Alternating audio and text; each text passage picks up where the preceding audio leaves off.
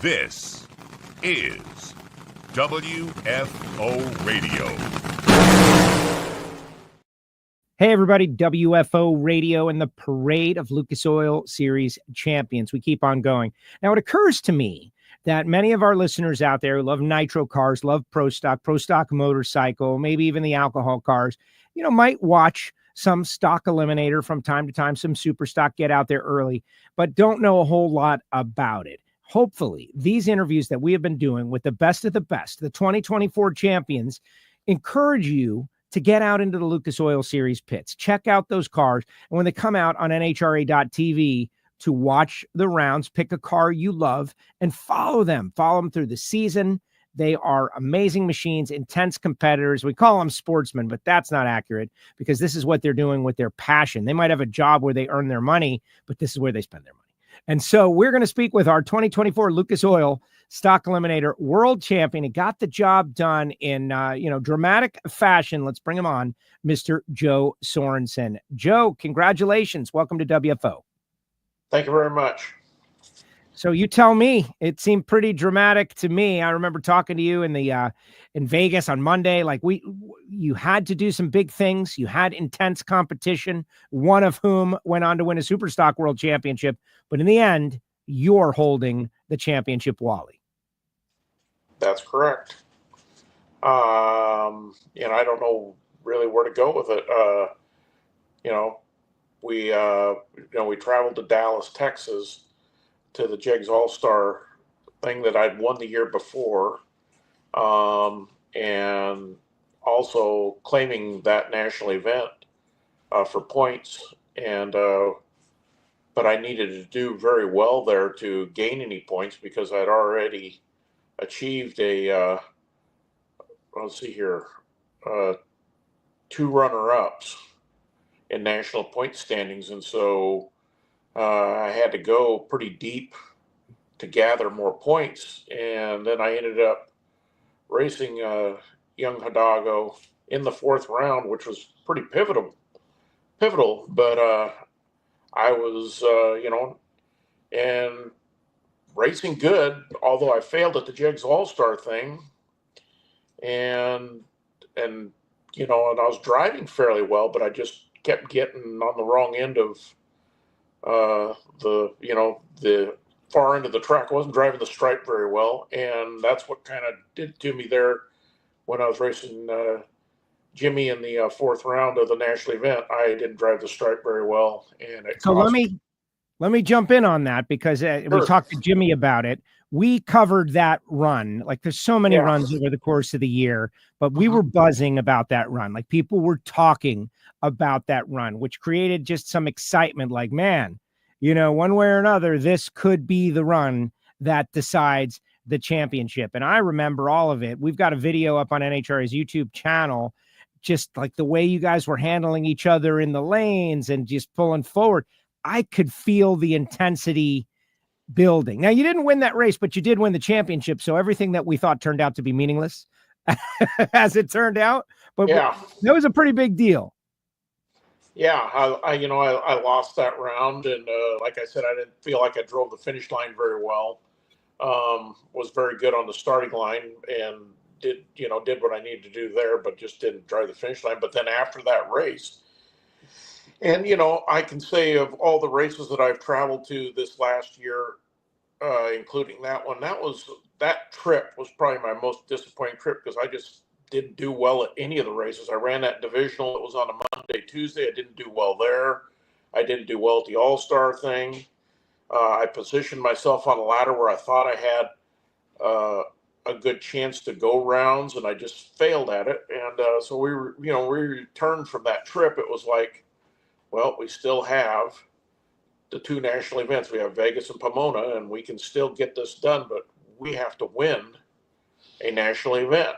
And, like my brother has told me, is that, well, you're way overdue to win a national event. It's usually, I like to think that I'm going to get in the final round of a national event and win one every few years if, or some people that have higher expectations than that. But realistically, I don't go to enough national events to where I'm going to win a whole bunch of them because there's just too many factors involved to win national events at the Stock Eliminator level, I guess. You can be as good as you can be, and you'll have a failure with a car. You'll just have an opponent that steps way up, and there's too many factors involved. I like to think that my equipment is as good as it can be, and better than a lot of people's, but because me and my brother both, we take pride in our car, and while we're not at the racetrack working on it all the time,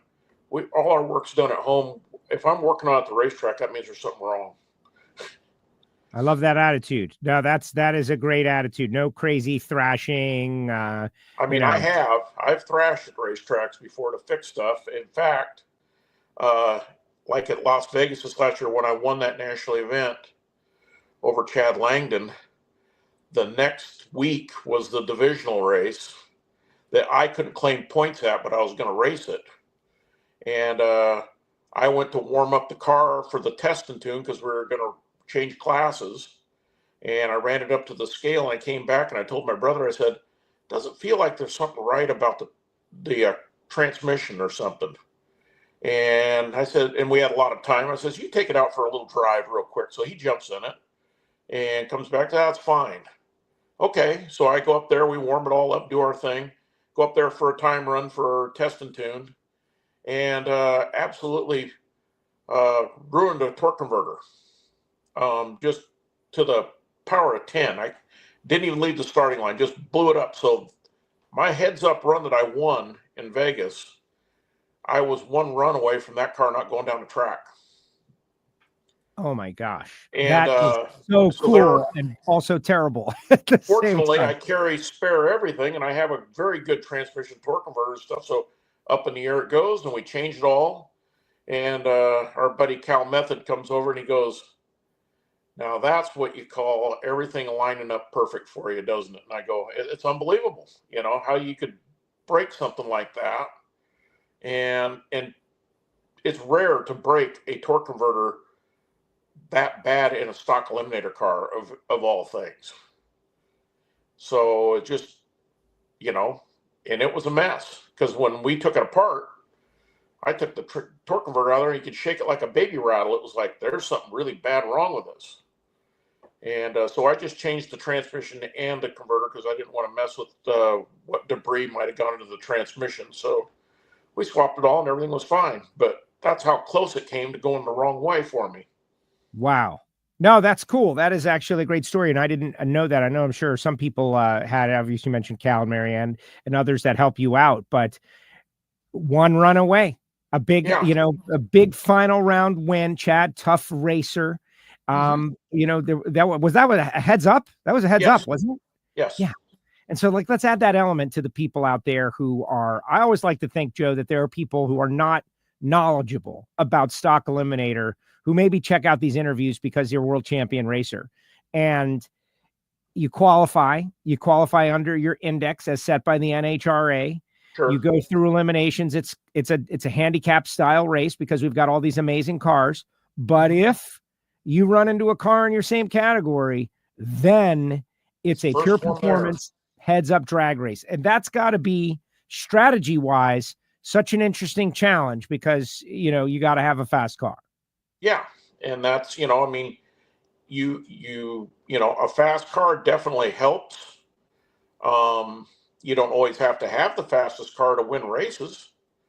But in my case, it was key to me winning a national championship this year. I had earlier at the beginning of the year, I runner-up at the national event to Kyle Rizzoli, and on my way to that runner-up, I had a heads-up run with CJ Halfer and won that round. So, if I don't win that round, I'm not in the final round of that race. Later in the year, I had another heads-up run with Will Kelly from our area at a divisional race, at Seattle, and I did win that race and raced my buddy Cal Method in the final round. I had 4 heads-up races during eliminations this year that made a difference in me getting to late rounds that counted for my national championship points. Wow. That has to and be, won them all.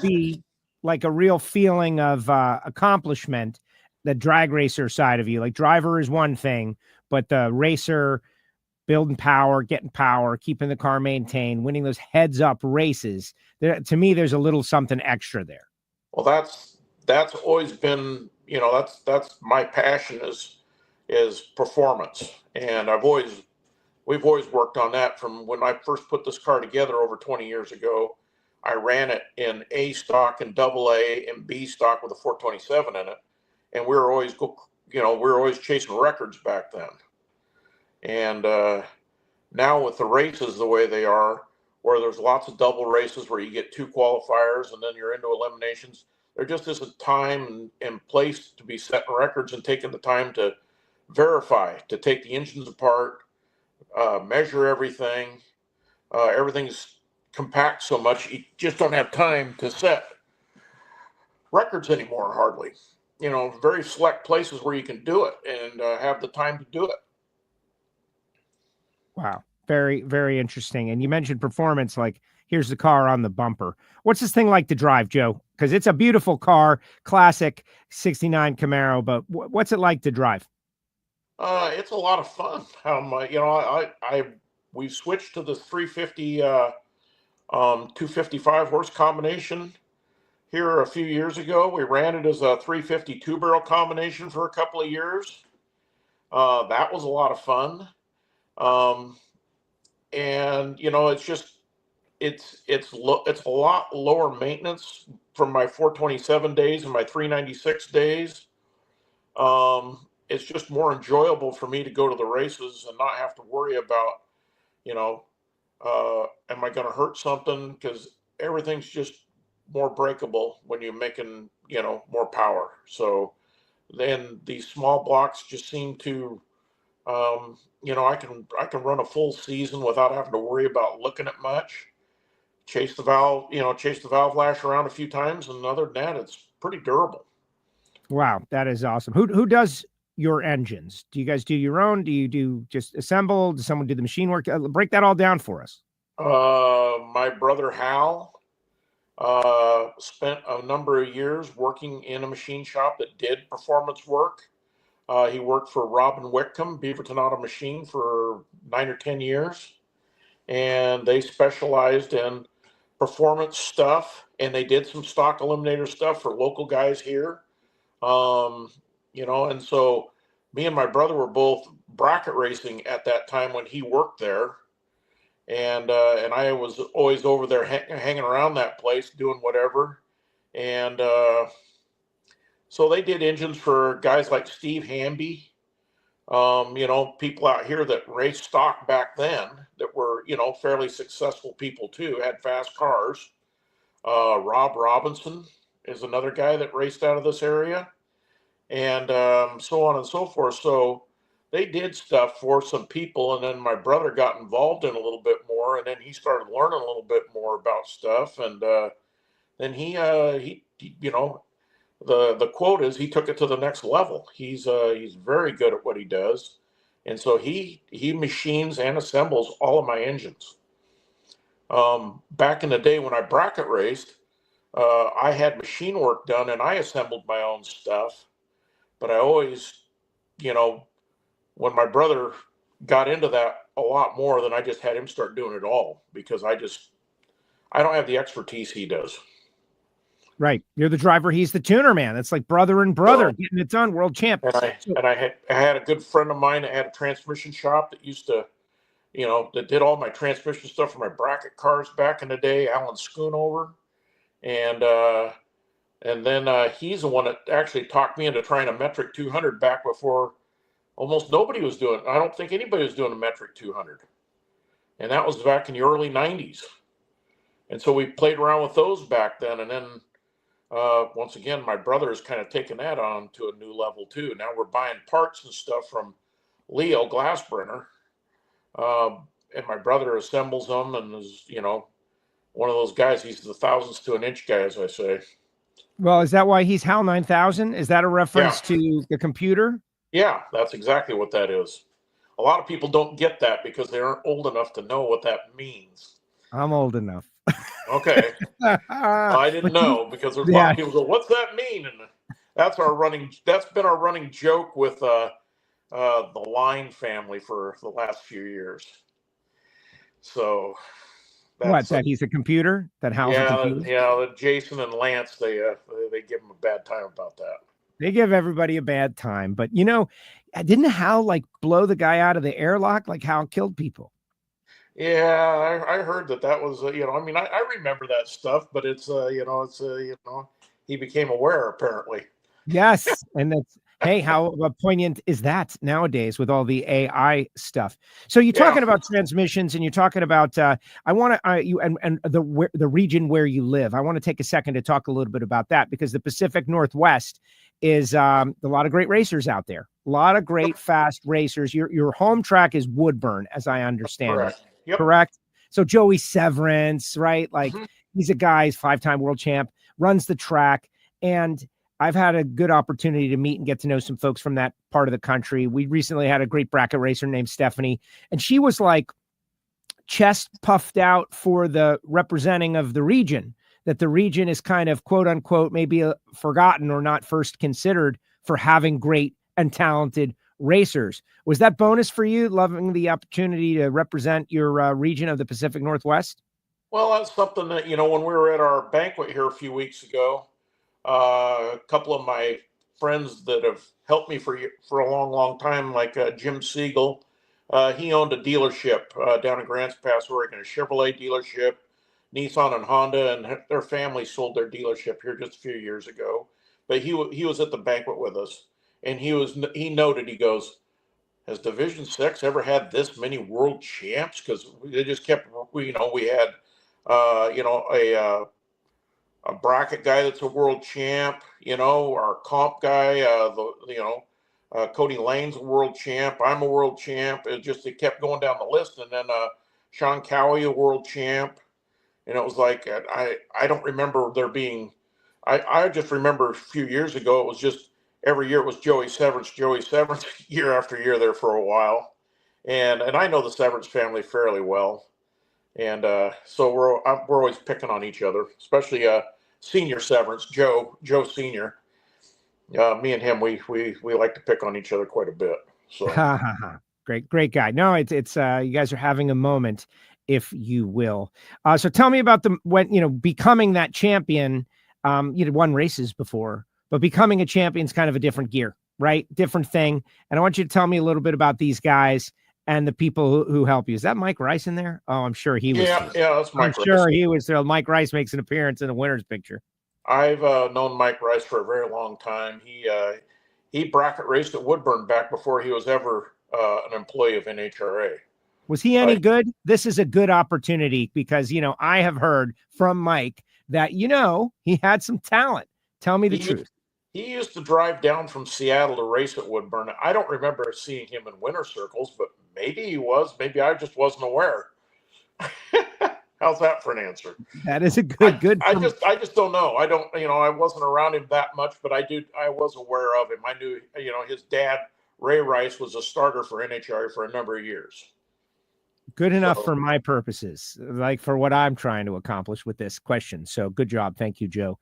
All right, Joe, tell me about, is that your bro? Is that Hal right there? Yeah. That's great. Yep. The idiot savant. Idiot savant, the computer, Hal 9000. I love it. So when you guys got back, and it's over and you're just looking at each other and you're thinking we two brothers who took it all on ourselves, we got this thing done and we just won the world. What's that conversation like? For me, it's still soaking into today. I mean, I realize what I've done, and I think it's a pretty big accomplishment. I've won several division championships up here, not to the magnitude of some people, but for me, I think I'm at 4 or 5 division championships. I also, in my bracket days, I won a race before they had the Summit Series stuff. I won a Race of Champions deal. My brother is a 2-time Race of Champions winner back in the day. He had his own car. He raced a 67 Chevy too with a small Chevy and a manual transmission. And he was very successful with that car. and I had a '68 Camaro that was a big block bracket car that was pretty decent car. I wish I still had it. I don't know where that car ended up. So, but the accomplishment I know is monumental. It's like I said, it's still sinking in. I just, it's every day I think, yeah, that's right. I'm the world champ. And my brother reminds me of it all the time because every time he calls me, he asks for the world champ when he's asks on the phone. There's a world champ there. So you're gonna get rings. You got jackets. You're gonna it'll probably really set in next year when you get all your championship ring stuff. That's always a I suppose. Yeah, I suppose. All right. So what about 2025? What are you gonna do? Are you gonna defend the title? Are you gonna go out and try to win it again? Well, I'll attend enough races to I'll get my six nationals and my 8 divisional races in, and I'll basically a similar schedule that I've always run. I just it's just a matter of how hard I want to try. I mean, I'm going to try hard. I'm going to go to a few places maybe that I haven't been to in a while. I'm going to just change a little bit of that, but other than that, I just if everything falls my way, then yeah, we'll one thing that I tell people all the time is there's a lot of people that show up at races that they're there for the event, I guess, and they're there to hang out with their friends, and I am too. I have lots of friends that I visit, and one of my favorite things is at the end of the day, hey, let's all gather somewhere and go to dinner or something, and that's always enjoyable for me. But when I go to a race, my intent is to win that race. I don't go there just, well, I love going to my local track, Woodburn, and testing, because we go over there and we run testing tunes a lot to try stuff. I enjoy testing tunes, but when I go to an actual event, that's not a testing tune. We're going there to win the race. And it's just not practical to say you can win them all, but I'd like to. All right. So since we got on that topic real quick, I want to give you a chance to thank everybody who helped you do this, but like that hyper competitiveness. Okay. Not everybody's got that. A lot of people, like you said, they have a good time just being there. They're looking for something to do. They love going fast. They'll certainly compete. They'll try to win, but hyper competitiveness, where did that come from for you? I don't know. I'm a competitive person by nature. My brother is too. And, the people we've been around, I guess, for years and years and years are just competitive people too. So, it's, my early days of Stock Eliminator racing, like the first year I raced Stock Eliminator, which was around 92 or 93, I think I runnered up at 3 divisional races, but I never won one. And when I'd come back, and that was when my brother was still working at the machine shop with Mr. Whitcomb, it'd always be the, what'd you go for if you're just going to run her up? And so, it was just, we're kidding each other, but that's the competitiveness we had, is that I just, you go to the race to win. You don't go there to run her up. So just, in my younger years, I played a lot of golf, and I was very competitive at that, and I was fairly good at it in my younger years, not so much anymore. But I'm just handicap. What was the handicap? Oh, in golf? Yeah. Oh, I might have got down to a 4 or 5 at one point. Watch out for this guy at the Races for Christ thing. Don't go near Joe. 4 not near that anymore. Yeah. So I don't need to worry about that anymore. All right, Joe. Who do you want to thank? Who helped you get here? The floor is yours. I know you got sponsors, and you got people who help you, friends, family. Otherwise, go for it. Oh, geez. The person that helps me the most with all this stuff is my brother Hal. And one of these days here in the next year or two, he'll be fielding his own car because he's putting together a Stock Eliminator car of his own. and I'll help with fabrication stuff because that's kind of my deal. Is I'm a fabricator guy and differential guy, and and stuff like that. But he does have a car that has a roll cage installed in it that we had done, and so it's sitting and it's going to need body and paint, and it's going to need all the stuff done to it. But that'll be a pretty neat car when it gets done. We're just not pushing it very fast. But the people that genuinely help me, my buddy Jim Siegel, although he's not in the car dealer business anymore, he still helps us. Been helping us for well over 30 years. And our buddy Robin Whitcomb has always helped us, one shape, form, or another. Beaverton Auto Machine doesn't exist anymore. That's shut down, but he still helps us from time to time.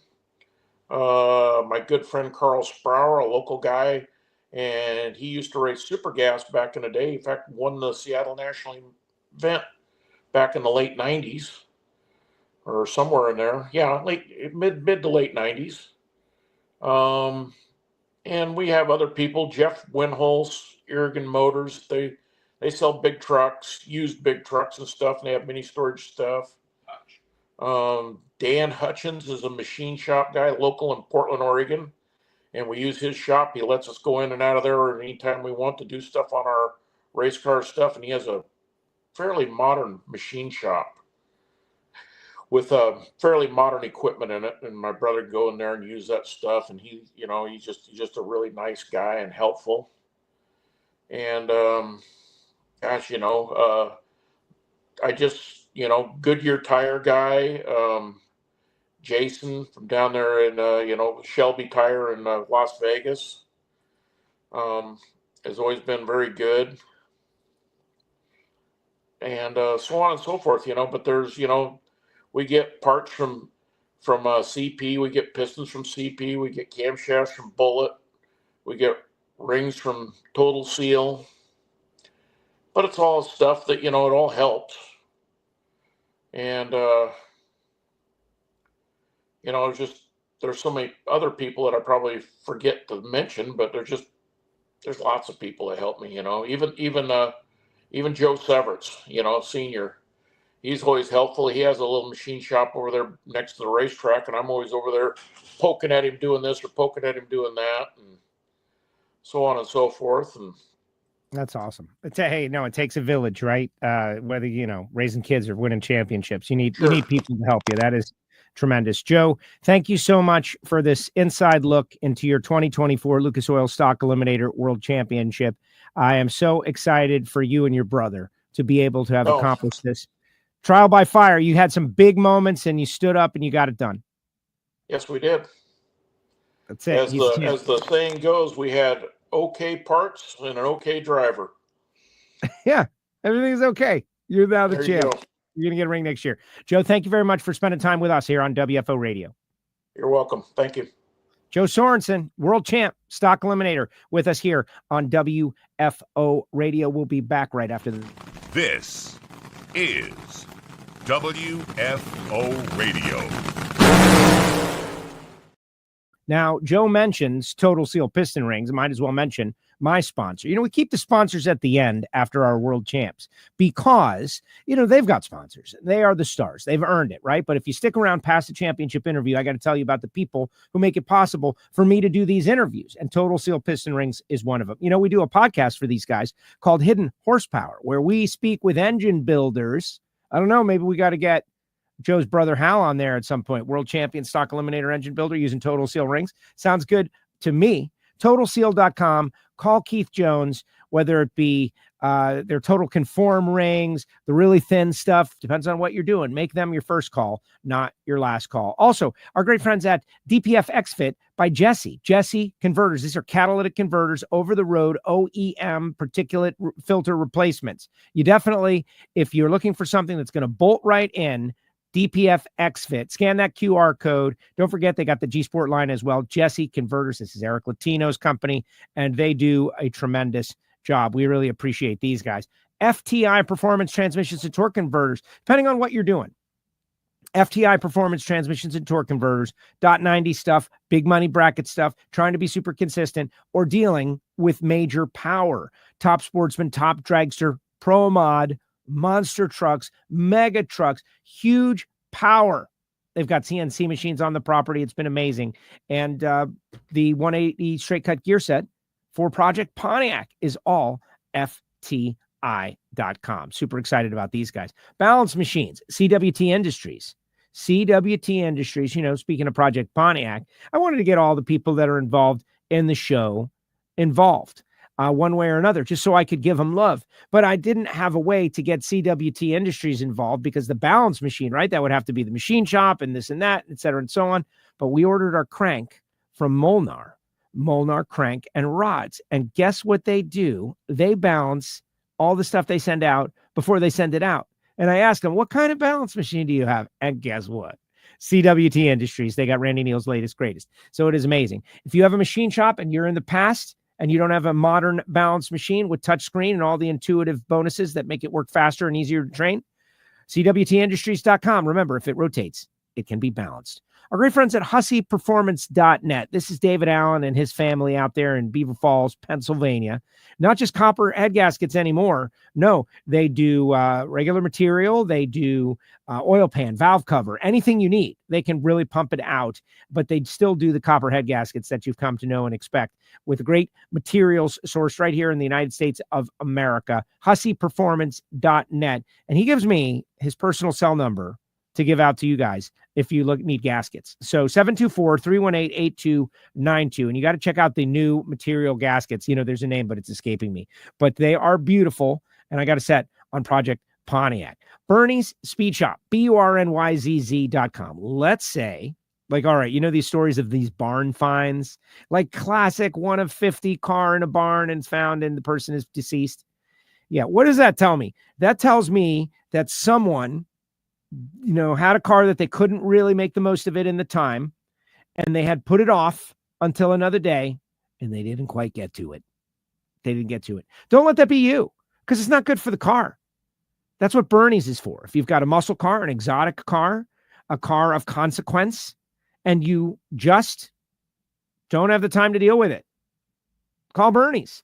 Because they know how to find the right people who are going to want it to maximize it. They can either buy it from you or sell it on consignment. BURNYZZ.com. Let's flip the script on that. Let's say you're looking for a cool car. Just you don't want to do any work and have it already done. Frame off restorations. Absolutely perfect. Bernie's does that as well. BURNYZZ.com. And oh, by the way, if you're going to the Gator Nationals, plan on going to the Bernie's Fan Fest. Simple as that. Fog it. If you have spent thousands of dollars on the cylinder surface so that you can go as quick and fast as possible, you should definitely be spending a couple of bucks to protect it after you race. Regardless of where you are in the country, when you put your hot, warm race engine into your race trailer and close it up for the night and it becomes nighttime, there will be condensation on the inside, which will mix with the result of combustion and cause corrosion. Maybe at the most microscopic level, but it doesn't have to be that way. You have to fog it down at the end of the night every time you use your racing engine. You can bet that this guy's going to do it. You can get Foggit at summitracingequipment.com. You can also get it at Amazon. You can get it at foggit.com. But Gary Stinnett and Steve Williams have put together a great product that has really, in 1 or 2 years, exploded in the world of drag racing. Now we just got to take it beyond drag racing, get those round track guys going. Frank Hawley's Drag Racing School, the Dragster Adventure, where regular people can drive dragsters for fun. Really a great program. And my main man, Marvin Rodak, for Rodak'sCoffeeandGrills.com. The hot sauces and the spice rubs. And he is roasting up coffee every morning, listening to WFO or some great podcast. Of course, our Patreons just got a great episode of Hear It From Heiner with Rob Downing and Michael Heiner. That was really great. Talk about learning a whole lot of stuff. Just amazing hearing Joe Sorenson's World Championship story. I love the Parade of Champions. People will say all the time, we're on Apple Podcasts, we're on Spotify, we're on SoundCloud, we're on YouTube, and we have the winners on every week. And so people will be like, I hear from these guys a lot. The Ron Capps, the Austin Procs, the Antron Browns. Yeah. We want to hear from Lucas Oil Series racers. We want to hear from the grassroots racers. We want to hear from the salt of the earth sportsman racers who are out there doing it for the love, for the passion. And that is what the Parade of Champions is all about. The Lucas Oil Series competitors takes a lot of time, effort, money, resources, competitive drive, maintenance of equipment. It's not easy.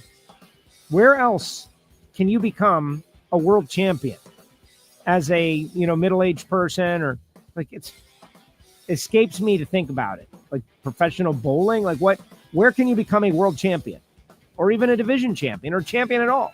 And that's why I love drag racing so much. You've got the wherewithal, the knowledge. I know a lot of people love drag and drive and they love all the little offshoots of motorsports. But the Lucas Oil Series, where you know what the rules are going to be, you know where the races are going to be, it's just a matter of, do you have what it takes to get out there and get it done? And Joe Sorenson went out there, and he and his brother, Hal 9000, got it done. More to come, more Parade of Champions, more WFO. The season is just getting started. We appreciate all you guys, and we hope you would click the bell if you're watching on YouTube. If you're on X, follow WFO Radio and me, WFO Joe. We're on Instagram as well. We're on Threads. We're everywhere as best as we can be. And there's more to come. Appreciate you. Hope you enjoy the 2025 season and check in on the show on a regular basis. Thank you, Joe. Thank you, Hal. Thank you, everyone, for checking out this Parade of Champions episode. WFO.